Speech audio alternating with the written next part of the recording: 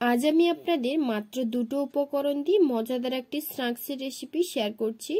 খেতে খুবই ভালো হয়, বাড়িতে বানিয়ে দেখবেন। আশা করব আপনাদের ভীষণ ভালো লাগবে। আর ভালো লাগলে লাইক করবেন এবং এরকম সহজ সহজ রেসিপি দেখার জন্য চ্যানেলটিকে সাবস্ক্রাইব করে পাশে থাকবেন।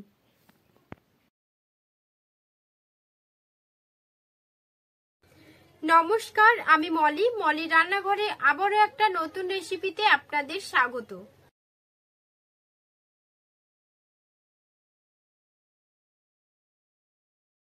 এখানে দুটো মিডিয়াম সাইজের আলুকে খোসা ছাড়িয়ে জল দিয়ে ধুয়ে নিয়েছি। এবার পাতলা করে কেটে নেব। আর এই রেসিপির জন্য আলুগুলোকে একটু পাতলা করে কাটলে নাস্তাটি অনেক সুন্দর হয়। যতটা পারবেন আলুটাকে পাতলা করার।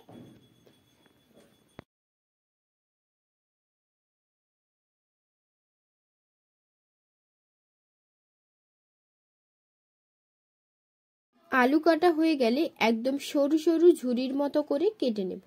আর এই নাস্তার জন্য চেষ্টা করবেন আলুটাকে বড় নেওয়ার, তাতে কাটতে সুবিধা হবে। দেখতেই পাচ্ছেন আলুটাকে কতটা ঝুরি করে কেটে নিয়েছি। বাদবাকি আলুগুলোকে ঝুরি করে কেটে নেব।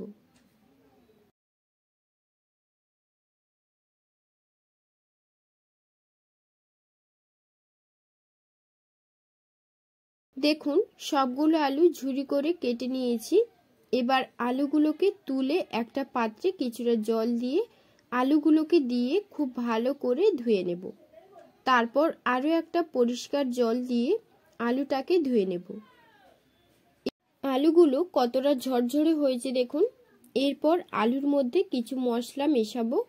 তার জন্য প্রথমে দিয়ে দেব 2 থেকে 3টে কাঁচা লঙ্কা কুচি, হাফ চামচ জিরে, হাফ চামচ চিনি, 1 কাপ কর্নফ্লাওয়ার, 1 চামচ লঙ্কা গুঁড়ো।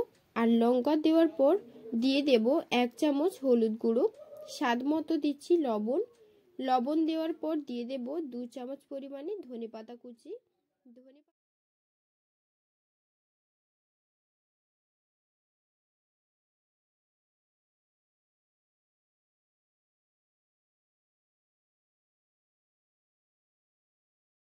এক চামচ গোলমরিচের গুঁড়ো, টেস্টের জন্য দেব হাফ চামচ চিলি ফ্লেক্স। এবার এখানে নিয়েছি 1 চামচ রেড চিলি সস, 1 চামচ টমেটো সস, 2 চামচ মিউনিস। তার মধ্যে দেব 2 চামচ অরেঞ্জ জুস।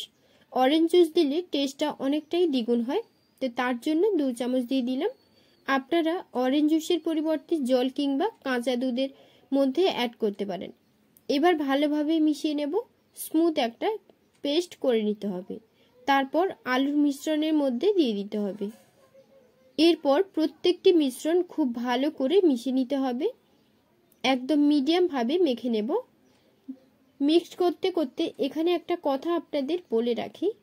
আমি প্রথমেই বলেছিলাম আলুর পকোড়াতে অরেঞ্জ জুস দিয়ে মিক্সড করলে খেতে অসাধারণ হয়। আপনারা এইভাবে একদিন আলুর পকোড়া বানিয়ে দেখবেন, আশা করব ভীষণ ভালো লাগবে। মেশানো হয়ে গেলে কড়াইতে দিয়ে দিচ্ছি কিছুটা তেল।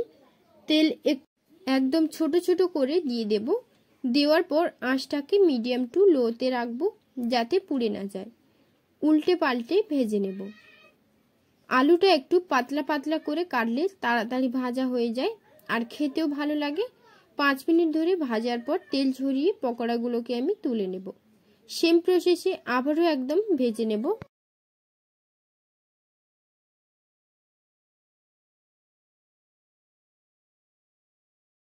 সেম প্রসেসে আবারও একবার ভেজে নিচ্ছি। আর একটা প্লেটে তুলে নিয়ে আপনাদের দেখাচ্ছি পকোড়াটা কতটা মুচমুচে হয়েছে। একটা কেটে দেখাচ্ছি। এবারে একটা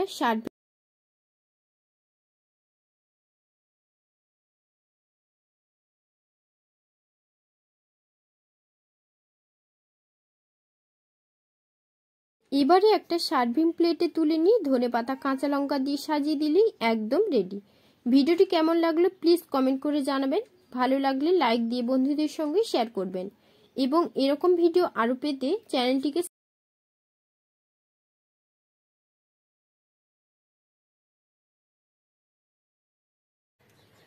দেখা হচ্ছে পরবর্তী ভিডিওতে। আপনারা ভালো থাকবেন, সুস্থ থাকবেন।